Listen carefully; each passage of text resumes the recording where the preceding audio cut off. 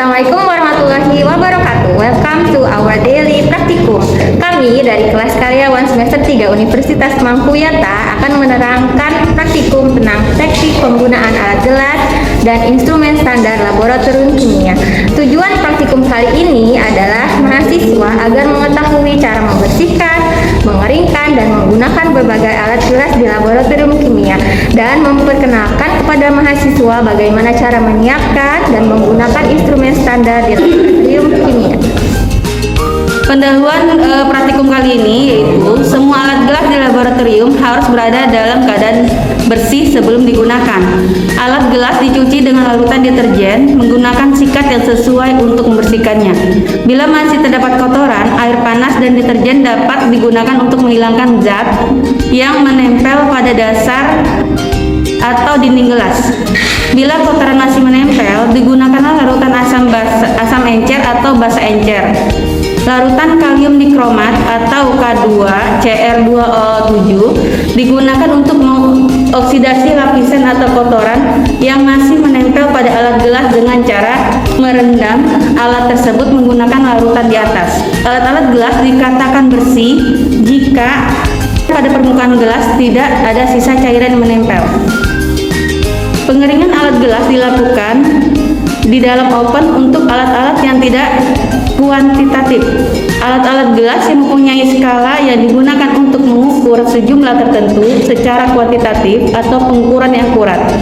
Alat gelas yang akan digunakan dalam praktikum kali ini yaitu yang pertama, tabung reaksi berfungsi untuk mereaksikan dua larutan kimia atau lebih. Yang kedua, yaitu batang pengaduk yang berfungsi untuk mengaduk suatu larutan satu bahan kimia yang telah bercampur.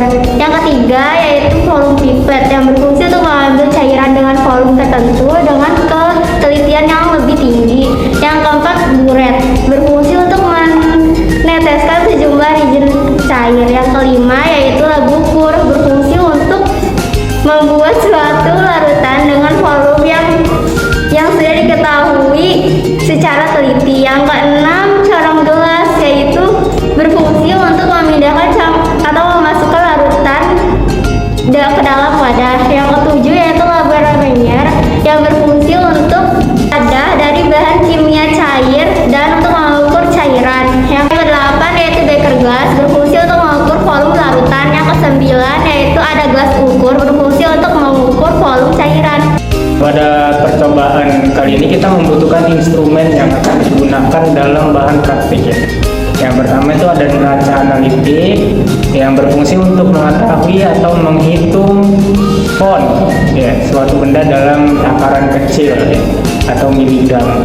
Yang kedua itu ada orbital shaker, ini untuk menghomogenkan sediaan cair. Ini dapat mengaduk ya atau mencampurkan larutan kimia dengan gerakan secara melingkar. Yang ketiga itu ada pH meter, fungsinya itu untuk mengukur derajat keasaman atau kebasahan ya suatu cairan. Yang keempat itu adalah sentrifugal yaitu untuk fungsinya memindahkan fluida dengan cara putaran dalam kurung ya, menaikkan tekanan dengan gaya sentrifugal, dan fluida ini keluar secara radial melalui implantor ya. Yang kelima itu ada spektrofotometri yang berfungsi untuk menentukan kadar suatu zat dalam jumlah kecil berdasarkan daya absorpsi yang tersebut terhadap sinar UV atau sinar visible ya.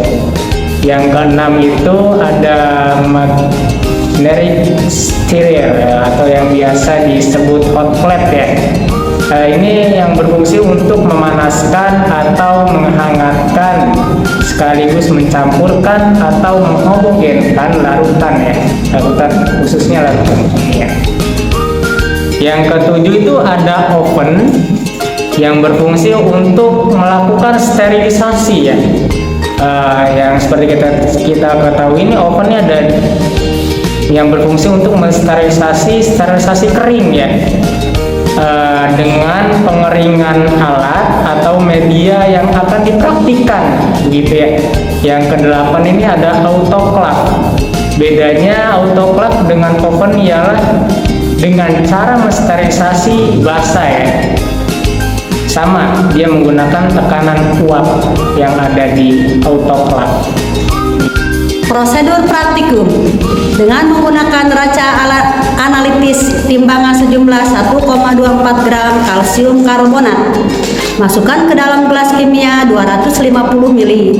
Tambahkan aquade sejumlah 45,0 per mili.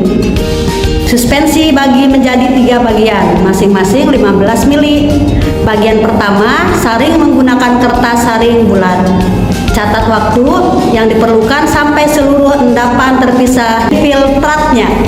Bagian kedua, saring dengan kertas saring kembang. Catat waktu, bandingkan filtrat dan endapan pada kertas saring. Kita melipat kertas saring. 1. Lipat 2. Kedua, lipat kembali. Lipat lagi mengikuti garis putus-putus. Lipat lagi mengikuti garis putus-putus. Bentuk akordian dari kertas saring, lalu bentuk rujuk. Suspensi bagian ketiga kita masukkan ke dalam tabung sentrifugasi dengan ketinggian 3/4. Selanjutnya tabung sentrifugasi ini kita seimbangkan dengan teman kelompok kita yang lain. Lalu lakukan sentrifugasi dengan posisi berseberangan selama 3 menit. Lalu kita pisahkan endapannya dengan cairan menggunakan pipet. Bandingkan hasil sentrifugasi dengan hasil filtrasi. Kita timbang natrium klorida sebanyak 1,4 gram. Lalu kita larutkan secara kuantitatif dengan labu ukur 100 ml atau 250 ml. Lakukan secara kuantitatif dan tepat ya dengan volume pipet. Kemudian masukkan ke dalam labu ukur 200 ml. Kita lakukan dupo atau 2 kali. Stepnya kita pasang buret pada setiap dengan menggunakan klem. Posisi buret harus tegak dan lurus ya. Isi buret dengan larutan X sampai titik 0. Bagian bawah buret harus terisi cairan dan tidak bergelembung. Larutan nomor 4 dititrasi sampai volume dari buret yang dikeluarkan. Oke guys, sekian penjelasan kami tentang praktikum kali ini. Kurang lebihnya mohon maaf. Wassalamualaikum warahmatullahi wabarakatuh.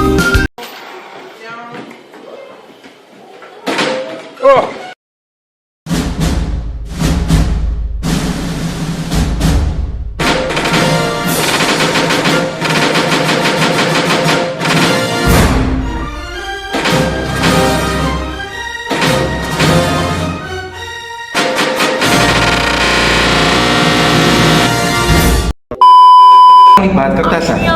Lipat 2. Lipat. A few moments later. Cara melipat kertas saring. 1 itu melipat.